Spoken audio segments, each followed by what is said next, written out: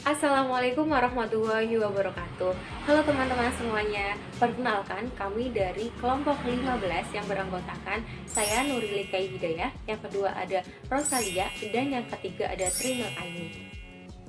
Nah, di video kali ini kami akan menjelaskan tentang studi kasus pada audit kepatuhan di PT Z. Nah, untuk materi yang pertama akan dijelaskan oleh saya sendiri.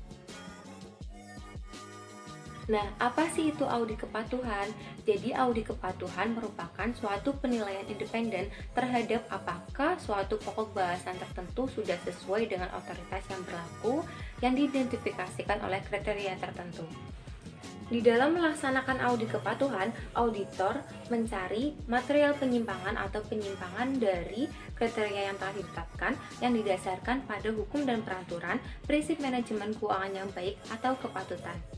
Oleh karena itu, audit kepatuhan memiliki tujuan yaitu untuk menentukan apakah klien sudah melaksanakan prosedur, tata cara, serta peraturan yang telah dibuat oleh otoritas yang berwenang.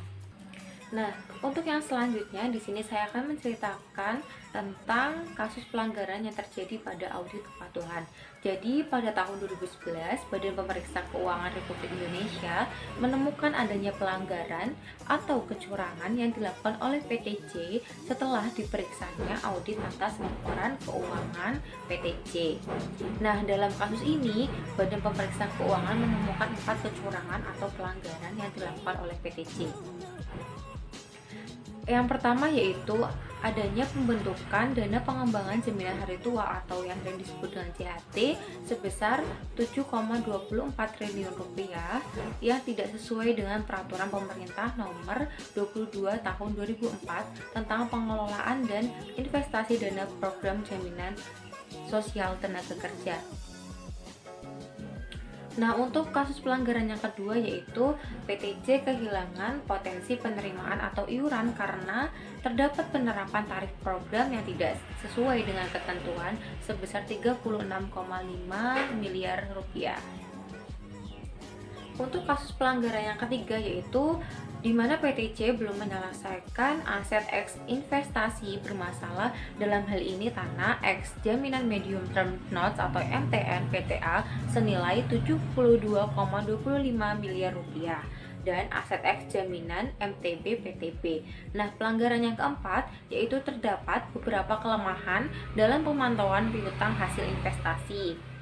Dalam hal ini, pengendalian dan monitoring PTJ atas piutang jatuh tempo dan bunga jatuh deposito belum sepenuhnya memadai. Nah, selain keempat pelanggaran atau kecurangan tersebut, BPK juga menyoroti ketidakefektifan dalam kinerja PTJ, yang mana PTJ belum efektif dalam mengevaluasi kebutuhan pegawainya dan juga beban kerja untuk mendukung penyelenggaraan program yang dimilikinya. Nah, selain itu, PTJ juga dinilai belum efektif dalam mengelola data peserta. Oleh karena itu, BPK meminta PTJ untuk memperbaiki sistem indikasi dan teknologi indikasi yang mendukung keandalan data.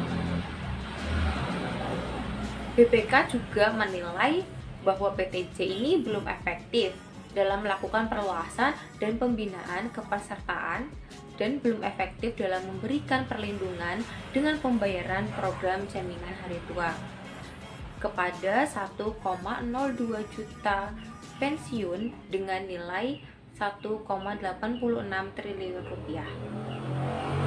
Nah, itu merupakan suatu kasus pelanggaran pada audit kepatuhan yang kami ambil. Untuk materi selanjutnya akan dilanjutkan oleh Rosalia.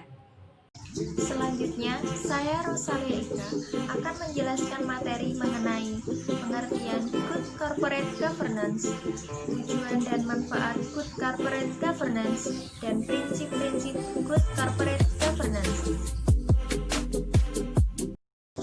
Selanjutnya, saya akan menjelaskan mengenai pengertian Good Corporate Governance.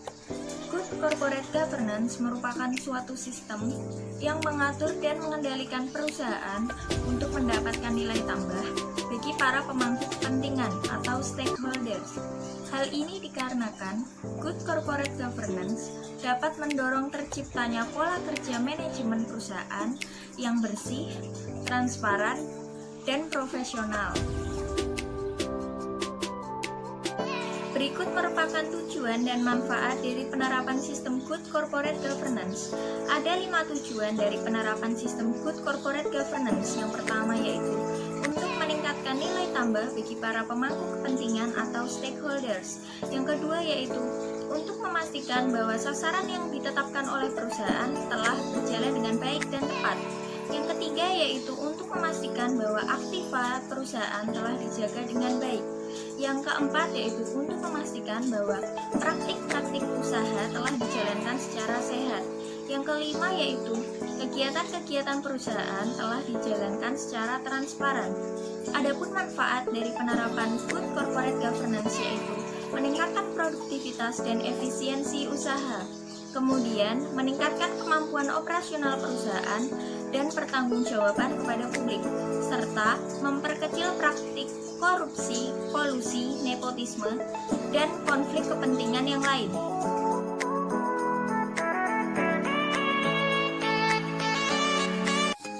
Selanjutnya, prinsip-prinsip good corporate governance.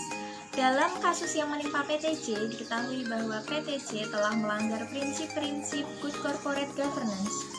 Menurut Komite Nasional Kebijakan Governance pada tahun 2006, ada 5 prinsip good corporate governance. Yang pertama yaitu transparansi atau transparansi. Transparansi merupakan keterbukaan dalam mengemukakan informasi yang material dan relevan, serta keterbukaan dalam proses pengambilan keputusan. Suatu entitas dituntut untuk memberikan informasi secara tepat, cukup, akurat kepada para pemangku kepentingan atau stakeholders. Transparansi ini dilakukan untuk mengetahui kondisi perusahaan pada saat itu dan untuk meningkatkan nilai tambah bagi para stakeholders atau pemangku kepentingan. Dalam PTJ, diketahui bahwa PTJ telah melanggar prinsip transparansi, di mana laporan keuangannya telah ditemukan beberapa kecurangan. Seharusnya PTJ lebih terbuka kepada pihak manajemen atau pihak-pihak pemangku kepentingan atau stakeholders untuk pengevaluasian dan pengawasan dalam pelaporan-laporan keuangan. Yang kedua yaitu accountability atau akuntabilitas.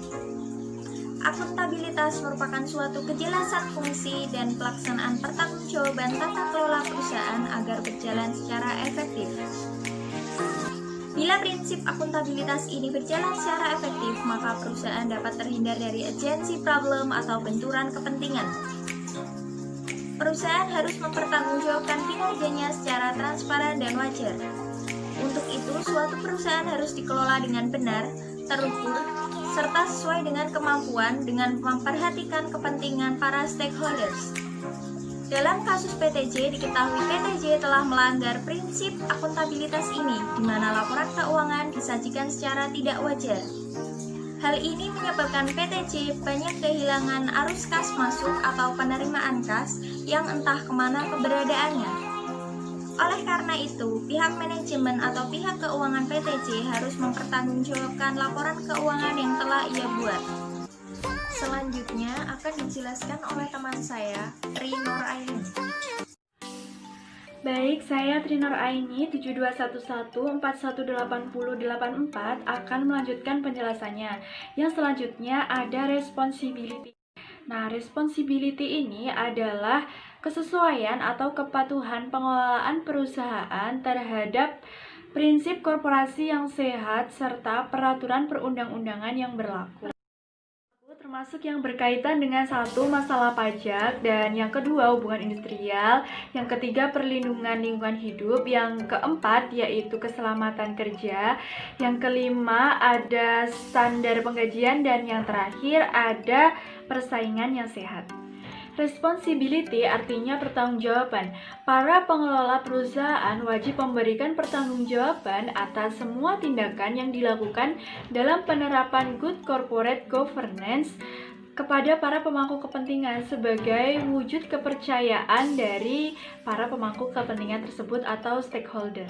Pada kasus PTJ ini, penyimpangan yang dilakukan mengenai belum diselesaikannya aset X investasi, yakni tanah, X jaminan medium term notes atau MTM pada PT kita sebut PTA senilai 72,25 miliar dan juga X jaminan MTB pada PT yang kemudian kita sebut sebagai PTB. Nah, yang seharusnya dilakukan oleh PTJ ini segera menyelesaikan permasalahan investasi bermasalah tersebut serta mempertanggungjawabkan kepada pihak-pihak yang terkait atau pihak-pihak yang merasa dirugikan. Selanjutnya adalah independensi atau kemandirian. Kemandirian adalah suatu keadaan di mana perusahaan dikelola secara profesional tanpa adanya benturan kepentingan atau pengaruh dan tekanan dari pihak manapun yang melanggar peraturan perundang-undangan yang berlaku dan juga prinsip korporasi yang sehat. Kecurangan yang dilakukan oleh PTJ ini yakni mementingkan kepentingan golongan tertentu saja dengan memupuk kekayaan sendiri tanpa melihat kepentingan orang banyak seperti karyawannya, peserta programnya, dan juga pemangku kepentingan atau stakeholder, serta telah melanggar perundang-undangan yang berlaku. Yang selanjutnya adalah fairness. Fairness berarti kewajaran, keadilan, atau kesetaraan. Nah, bentuk dari keadilan, kesetaraan, kewajaran ini adalah dalam hal memenuhi hak dari para pemangku kepentingan atau stakeholder yang timbul dari perjanjian dan peraturan perundang-undangan yang berlaku. Prinsip ini diharapkan membuat seluruh aset dikelola dengan baik oleh perusahaan sehingga memberikan perlindungan kepentingan kepada para pemegang saham secara jujur dan adil. Perusahaan harus memperhatikan kepentingan para pemegang saham dan juga pemangku kepentingan lainnya berdasarkan prinsip fairness, yaitu prinsip kewajaran, kesetaraan, dan juga keadilan. Dalam kasus PTJ diketahui masih terdapat beberapa kelemahan dalam pemantauan piutang hasil investasi PTJ dikarenakan pengendalian dan monitoring yang dilakukan oleh PTJ atas investasi piutang jatuh tempo dan bunga deposito belum sepenuhnya memadai kebutuhan pegawai dan beban kerja untuk mendukung penyelenggaraan program kerjanya. Nah, selain itu, BPK juga menilai bahwa PTJ ini belum efektif dalam mengelola data besar. Yang terakhir yaitu simpulan studi kasus. Pada studi kasus PTJ ini dapat disimpulkan bahwa penerapan good corporate governance yang efektif sangat diperlukan dalam sebuah perusahaan. Ketika penerapan good corporate governance sudah baik dan sesuai aturan yang telah ditetapkan, maka akan tercipta pola kerja manajemen yang bersih, transparan, dan profesional, serta meningkatkan nilai-nilai perusahaan dan kontinuitas usaha.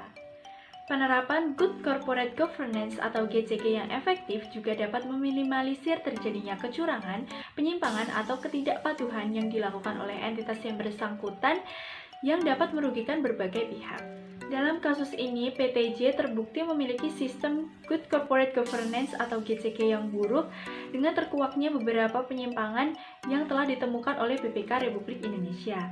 Sekian dari kelompok kami studi kasus mengenai PTJ, kurang lebihnya mohon maaf. Wassalamualaikum warahmatullahi wabarakatuh.